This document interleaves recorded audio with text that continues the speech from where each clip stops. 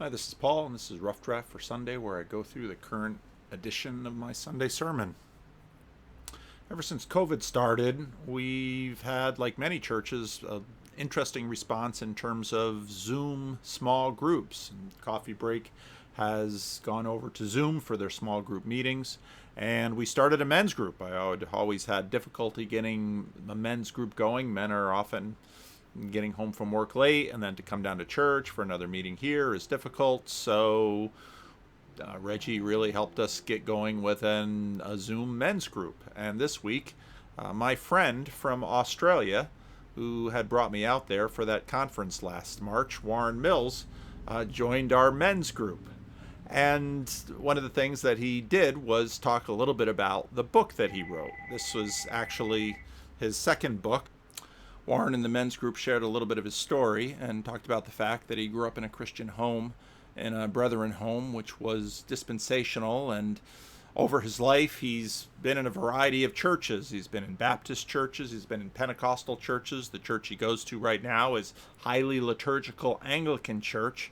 And he's worked on his Christian faith his whole life. Sometimes had doubts and struggles, other ups and downs.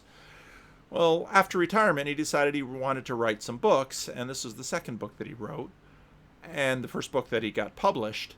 And basically, the book says Christian life is in many ways more simple than we suppose. Now, for someone like me who likes to read lots of books and get into philosophy and those ideas, sometimes I am guilty of making things too complicated.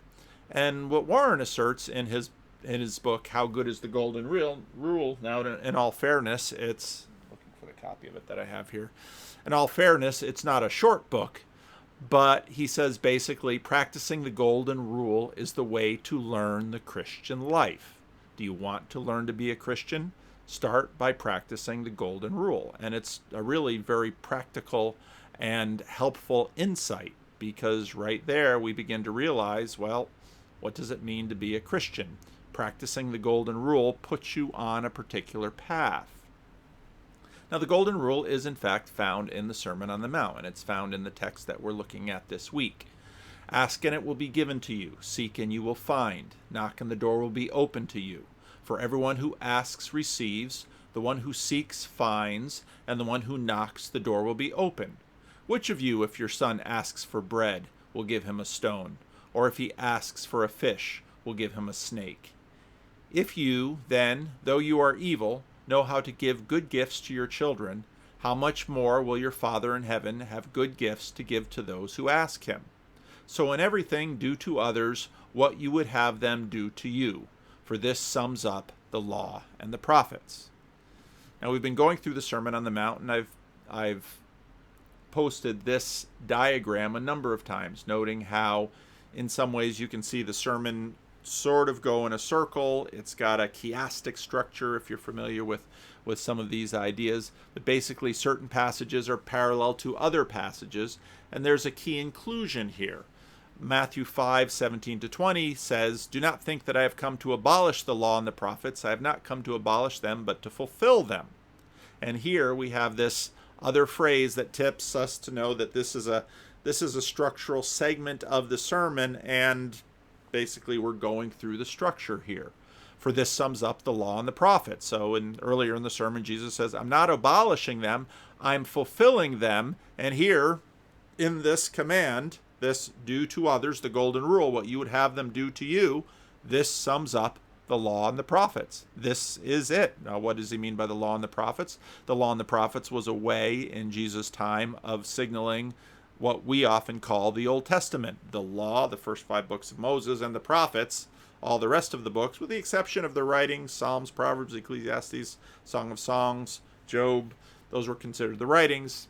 Daniel and Hebrew scriptures, prophets and Christian scriptures. Again, there's a little bit of complexity there, but for the most part, Jesus is saying, do you want to follow the law and the prophets? Do to others as you would have them do to you. Now, the first part of this, however, often gets an immediate objection. Ask and it will be given to you. Seek and you will find. Knock and the door will be open to you. People say, it doesn't work. I ask for things. In fact, I've even asked for good things. I've asked for things that are obviously good. If a child is ill and dying, to avoid an accident, things that seem so obviously, clearly to be in line with God's will, they don't happen. So why would Jesus lead us on by giving us such a blanket invitation? In fact, ask and it will be given. We're told to ask. Knock and the door will be open to you. For everyone who asks receives. And we say, how can you mean this, Jesus? It doesn't seem to happen. It's very interesting, though, because this passage receives immediate skepticism, but what I find with people who may be well outside the Christian realm, it doesn't stop the practice of wishful thinking. And every generation it comes up. Sometimes it's called est, or the answer, or the power of the law of attraction, or the power of positive thinking. Again and again and again, you will find someone on the internet who is basically saying, well, here it is. You've got to do these things and you will attract good things your way. Now, it's very interesting that on one hand, people say, no, it doesn't work.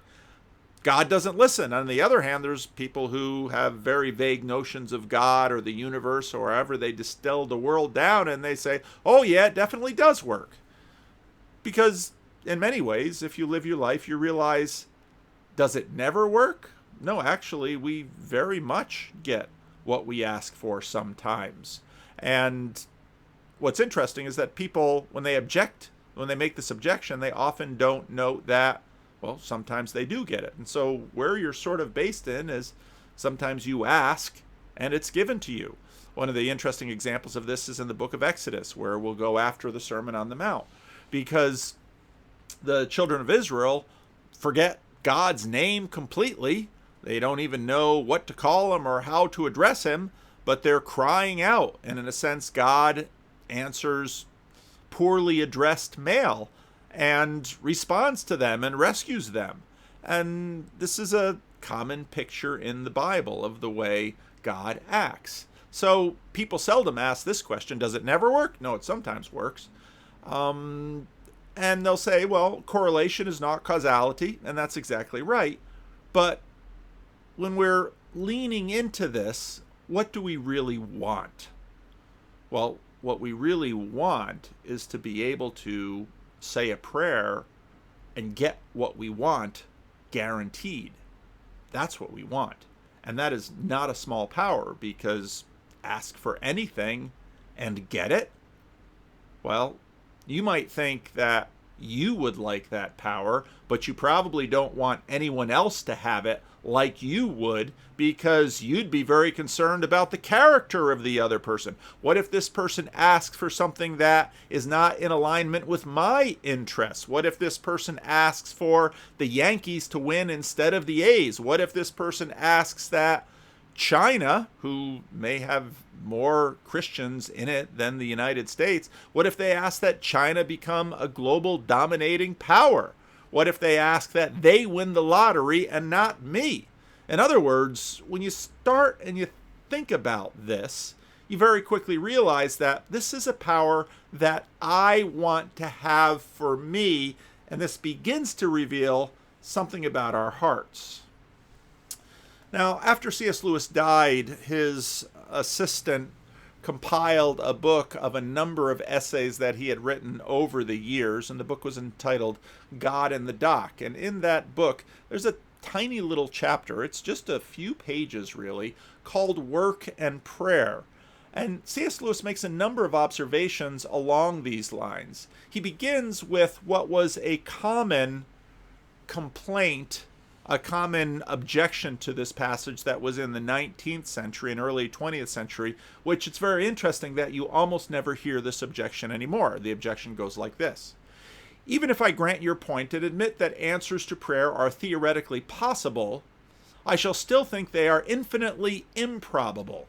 I don't think it at all likely that God requires the ill-informed and contradictory advice of us humans as to how to run the world. If he is all-wise, as you say he is, doesn't he know already what is best? And if he is all good, won't he do it whether we pray or not? This is a very common objection, which basically says, if God is running the show, why should he listen to us? In fact, it would be a very bad idea to listen to us. Now, the reason that this idea comes out of the 19th and early 20th century is because there's quite a bit more skepticism among many people as to whether there is a God or whether that God runs any show or not. And in fact, one of the scariest thoughts that many of these people would have would be, if there is a God, can I trust that God? Lewis continues, in every action, just as in every prayer, you are trying to bring about a certain result. He's talking work and prayer.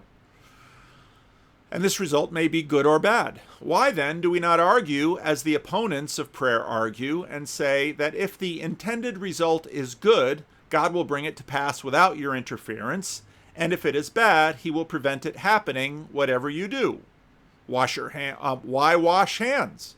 If God intends them to be clean, they'll come clean without your washing them. If he doesn't, they'll remain dirty, as Lady Macbeth found, however much soap you use. Why ask for the salt? Why put on your boots? Why do anything? In other words, C.S. Lewis points out that, well, we're talking about causality, and the assertion is that there's a power of causality in prayer, and this is the thing that we're skeptical of. And again, people earlier were skeptical of it because they said, God has everything in control. We shouldn't bother asking. He's going to do his will. He shouldn't listen to us anyway. Today we say, well, there is no God, or I don't believe there is a God, or, it doesn't seem to work. But here's the point. We have all kinds of causality. We have hands, we have eyes, we have cars, we have jobs, we have all these kinds of things. We pick up things, we move things around. We've got all sorts of causality. And if the universe were as complained about, why would we wash our hands? Why wouldn't God just make our hands so that they would stay clean all the time? Why wouldn't our food be always perfectly salted? Why wouldn't the boots be on or off according to what would be best for us? But it seems that, in fact, we put things on. We have causality too. Pascal said God instituted prayer in order to allow his creatures the dignity of causality. It would perhaps be truer to say that he invented both prayer and physical action for that purpose. He gave us small creatures the dignity of being able to contribute to the course of events in two different ways. He made the matter of the universe such that we can, in those limits, do things to it. He made that is why we wash our hands and feed or murder our fellow creatures. Similarly, he made his own plan or plot of history such as it admits a certain amount of free play and can be modified in response to our prayers. If it is foolish and imprudent to ask for victory in war on the ground that God might be expected to know best, it would be equally foolish or imprudent to put on a mackintosh, which is a coat. Does God not know best whether you ought to be wet or dry? In other words, Lewis is saying, why are you picking at this causality business? Lincoln, in his second inaugural, said, well, some in the South are praying for their victory, some in the North are praying for their victory. The Lord has his own designs, but yet people pray. The two methods by which we are allowed to produce events may be called work and prayer. Both are alike in this respect, that in both we try to produce a state of affairs which God has not, or at least any rate not yet, seen fit to provide, quote unquote, on his own. And from this point of view, the old maxim, labora et ora, work is prayer, takes on a new meaning. What we do when we weed a field is not quite different from what we do when we pray for a good harvest, but there's an important difference all the same. You cannot be sure of a good harvest whether or not whatever you do in your field. Talk to any farmer, they'll tell you that. Farmers are always, will the weather be right? There's all sorts of variables that the farmers worry about, and they try to limit their variables. They work, and some of them pray. But you can be sure that if you pull one weed, that one weed will no longer be there. You can be sure that if you drink more than a certain amount of alcohol, you will ruin your health, and that it will go in, and that you will go on for a few centuries more, wasting the resources of the planets on war and luxuries. You will shorten the life of the whole human race. The kind of causality we exercise by work is, so to speak, divinely guaranteed and therefore ruthless. In other words, this causality that we do, that we commonly do, that we all recognize we do, that we hold each other accountable, this is divinely guaranteed. God gave us this power. By it, we are free to do ourselves as much harm as we please. By the kind which we exercise by prayer is not like that. God has left himself a discretionary power. Had he not done so, prayer would be an activity too dangerous for man, and we should have the horrible state of things envisioned by Juvenal, that was an ancient writer. Enormous prayers which heaven grants, which heaven in anger grants. In other words, if God gave us that much power, well, he wouldn't be a very good God. Prayers are not always, in the crude factual sense of the word, granted. This is not because prayer is a weaker kind of causality, but because it is a stronger kind.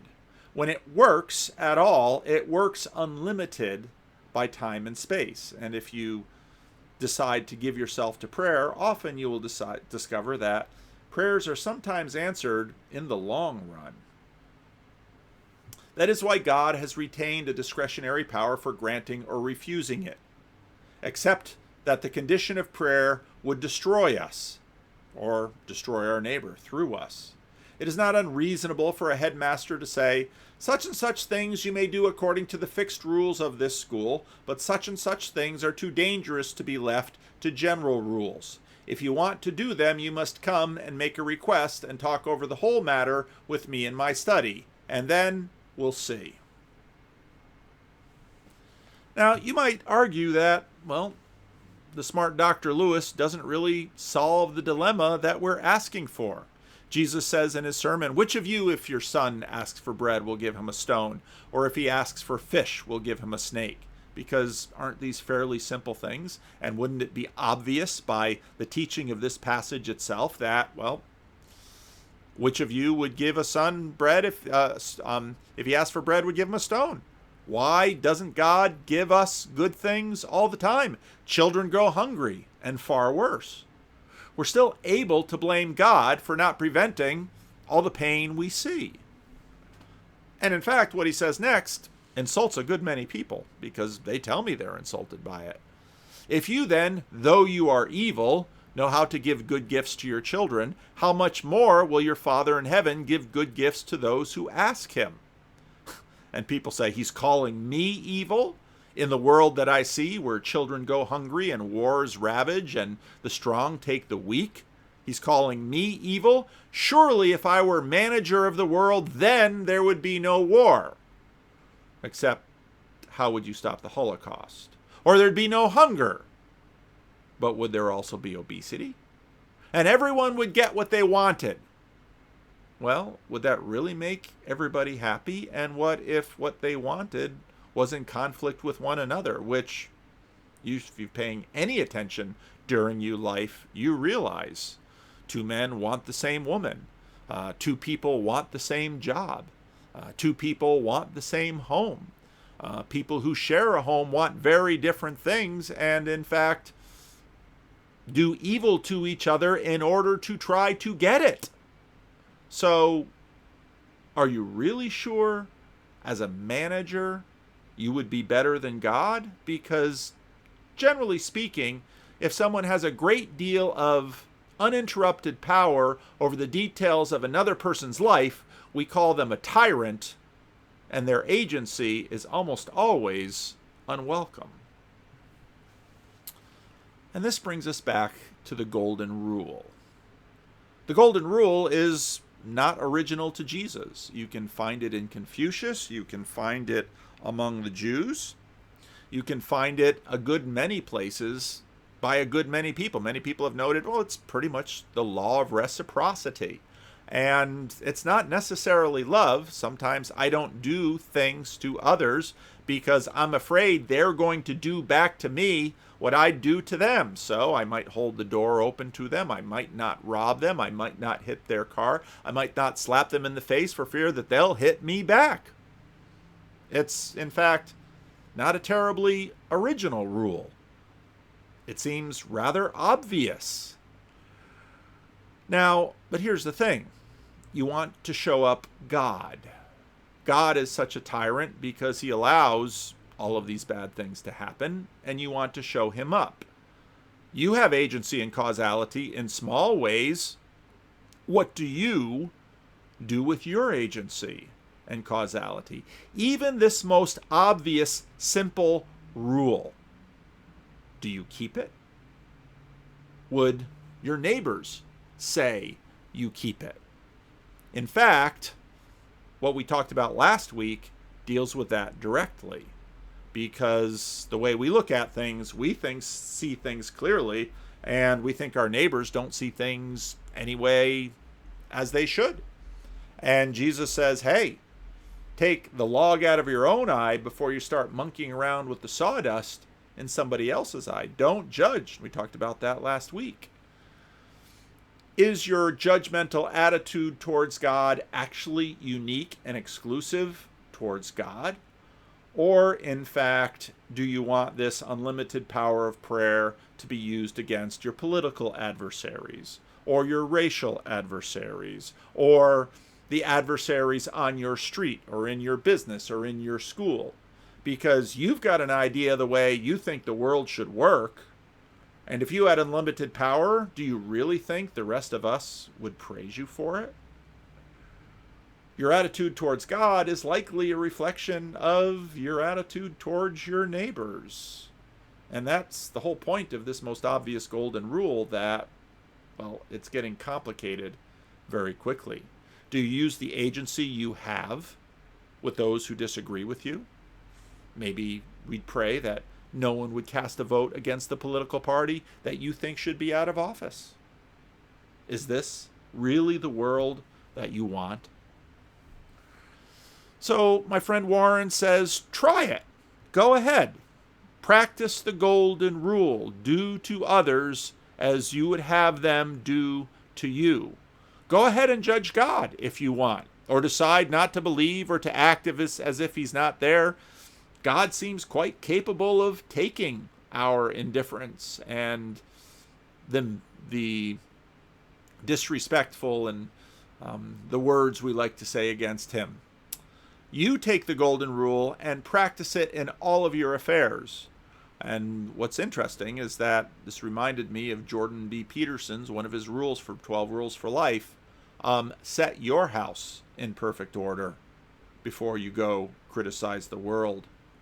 Because here's the thing, that rule about sawdust and planks, that holds pretty true. People don't like to be judged. People are judging all the time. And human beings differ greatly on the way they think the world should be run. But yet Warren's challenge remains. Why don't you try it?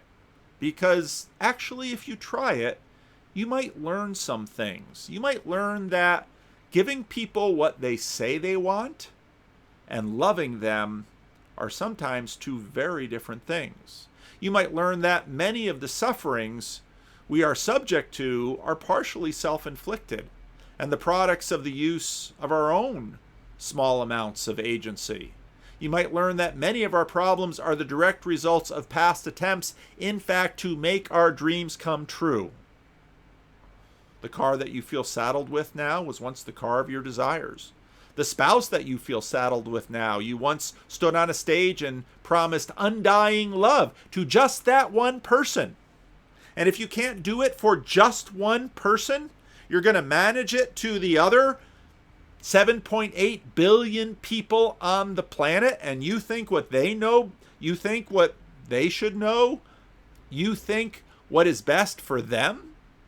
Or do you think all of those people even know what is best for them, or even know what they want?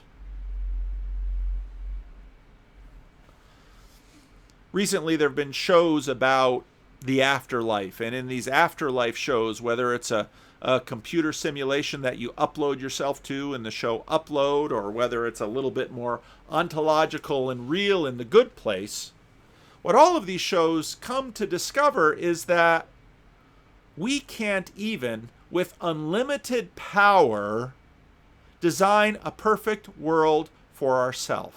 And in almost every case, the participants wish themselves out of existence, or they simply can't agree on what is good. There's a lot of skepticism about whether, with unlimited power, we could create for ourselves a world in which we would achieve what our hearts long for, even if we know what that is. And actually, Augustine saw this centuries ago when he wrote, "Our hearts are restless until we find our rest in thee, O Lord." In fact, we don't even know what we want. We don't know what we need. And if we simply got everything we asked for, we would make a mess of others' lives as well as our own. Jesus, on the night he was betrayed, took his disciples up to the Garden of Gethsemane. And he said to his disciples, "Sit here while I pray." Not a big ask. Peter himself had promised undying devotion to Jesus and that he would lay down his life for him, something which would be tested in a few hours, and Peter would fail. And he took with him Peter, James, and John, and began to be greatly distressed and troubled. And he said to them, "My soul is very sorrowful, even to death. Remain here and watch." He asked them to be with him. Just be with me. Just stay awake with me. Just sit with me, because I know what's coming. And going a little further, he fell on the ground and prayed that if it were possible, the hour might pass from him. And he said, "Abba, Father, all things are possible for you. Remove this cup from me. Yet not what I will, but what you will." Ask and it shall be given. Seek and you will find. Knock and the door will be open. Jesus is asking. He's asking in earnest. Is anybody more moral than Jesus? Is anybody more sinless than Jesus? Is anybody more knowledgeable than Jesus? Is anybody more perfect than Jesus? All of this excuses about not getting what you want because you're sinful. Well, Jesus had no sin. Not getting what you want because it's out of line with the will of God. Jesus prayed prayers that healed the sick and raised the dead and stilled the storm. Surely, this would be the direct application of what Jesus is teaching, right? If things are possible, remove this cup from me. And then he came and found them sleeping. And he said, "Peter, Simon, are you asleep? Could you not watch 1 hour? No. Watch and pray that you may not enter into temptation, that you might not come to the time of testing." Peter came to the time of testing, and he failed that test. The spirit is willing, Peter says. I'll do anything. But you can't even remain awake an hour. But the flesh is weak. And again he went away and prayed, saying the same words. And again he came and found them sleeping, for their eyes were very heavy, and they did not know how to answer him. And he came a third time and said to them, "Are you still sleeping and taking rest? It is enough. The hour has come. The Son of Man is betrayed into the hands of sinners. Rise, let us go. See, my betrayer is at hand." Jesus asked, and it was not given.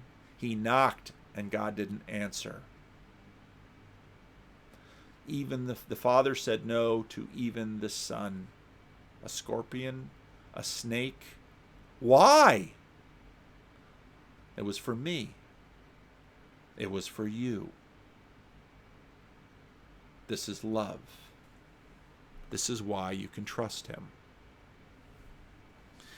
If you practice it, you will learn you're no good at it, which is exactly why to practice. You know, there's this thing in movies called a Mary Sue. A Mary Sue is someone that first try gets everything right magically. They don't have to go into years of training. They don't have to go into years of trying. Well, in some ways, the golden rule is your gym. Do to others what you would have them do to you. Okay. But then you begin to learn, what would I want? I would want them to love me.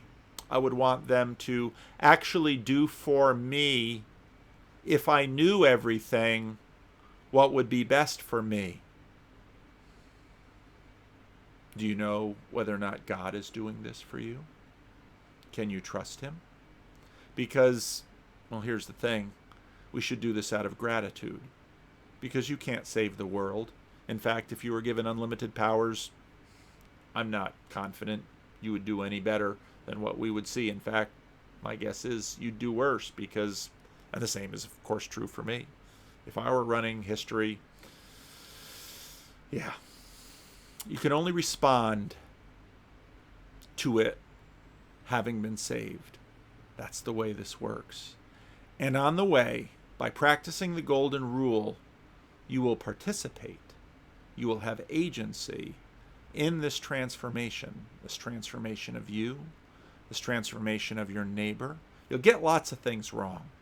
That's for sure. You'll learn how bad at it you are. That's for sure. But bit by bit, we'll begin to understand what love requires, and that love is the answer, and that this is the only way forward.